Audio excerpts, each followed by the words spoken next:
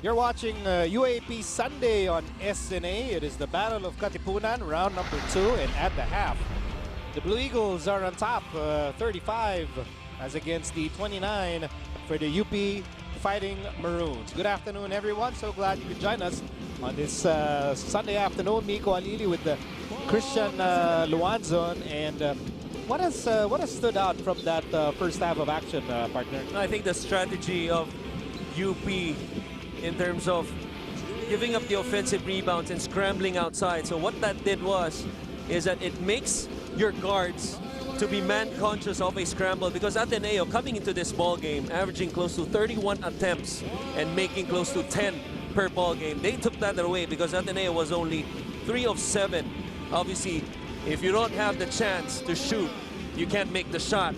So they did a good job of defending the 3. It's one of Ateneo's main weapons, really. You know, they won the finals last year by making 10 in that last game against the Archers. But you wonder how long can they hold on to this, because they gave up a ton of offensive rebounds, 13 in the first half, 11 of which was shared by Verano and Kouame alone.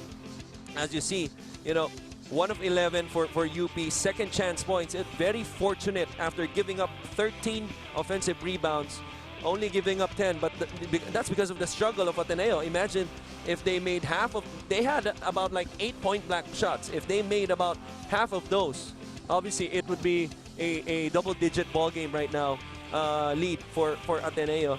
And one thing that, you know, UP has to do is to be more patient in their offense. The big reason why Ateneo has this lead is because of that 5-minute stretch wherein they forced a couple shots that forced into turnovers that led to that 6-0 run in the first half. In terms of points, 30 Ravenna leads a couple of Ateneo players with 7 points. Brett Acueti leading UP scorers with 8. Verano is Ateneo's leading rebounder. Juan Gomez de Leaño, as for a guard, is really a really good rebounder. And then in terms of assists, it's even Steven for Anton Asistio and again Juan Gomez de Leaño. Let's find out more from the Ateneo side of the court with Franny Reyes. Franny?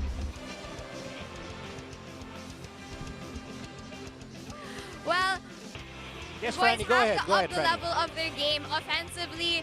They're rushing and they're not taking the time. Something that Coach Tab has been reminding them.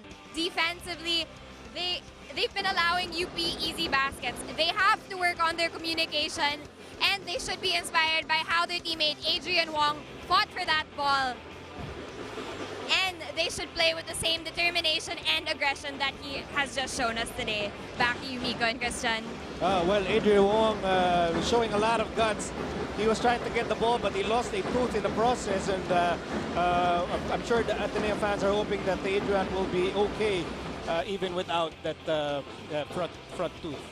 Well, what a play that was, although it ended up at the possession of UP, but really getting on the floor, getting scrappy, and losing a tooth, that's gotta hurt though. That's sure. gotta hurt. I wouldn't want to feel that. Let's find out more from the UP side of the court with Sam Corrales. Sam? Mico and Christian, the strong start of UP can be attributed to the kind of teamwork and chemistry they've been showing so far. Speaking of teamwork, Bright Acueti has been getting a lot of heavy minutes back in the first round, and that's why Coach Bo Persol is trying a different rotation as he put in Jerson Prado as a starter. Coach Bo also conditioned the minds of his players by saying that they are in this together, and that's why they should just exude confidence on the floor. That's all for now, Mico and Christian. Thank you, Sam. UP, they actually they were leading in this game, but then Ateneo battled back using that run in the second quarter. What are you looking for from both teams heading into the third? I think the key for UP, because Ateneo having the better record right now, is for them to execute their offense. Because I think if they execute and get the shots they want on offense, they've been good defensively, just unable to secure those defensive rebounds. They can get more out on the break and put pressure, especially with the absence of a guy like Matt Nieto, who is an outstanding defensive player. You know, if they can put guys like Tio Mendoza in transition, it gives them a better chance, you know, in terms of speeding the game up and getting this lead and probably with the eventual win. In the meantime, let's send you back to Sam Corrales. Sa Luzon, Visayas at sa Mindanao, isang radyo ang paborito, ang official FM radio station ng ABS-CBN, MOR Philippines. More tugtugan, more kulitan at more kaganapan sa 17 MOR stations nationwide. Saan mang sulok ng bansa, isa lang ang radyo ko. MOR Philippines, my only radio for life. Thank you, Sam. And here's our Mogu Mogu shake of the game. And look at our courtside reporters, Sam, Franny, and Ayana. Really working it. Diba? Pang courtside reporting na, pang Mogu Mogu pa. Hanggang courtside na lang yan ha, please. Hard working. Why? They're showing their versatility. Hindi, sabihin baka umabot pa sa atin, wag na. Baka maisip pa piniprevent ko na. Ayaw mo ba? I think it's a challenge worth taking. Mauna ka. I think it's if I take that challenge, you're taking that challenge. Si Coach Ronnie muna. Okay, we're about to start.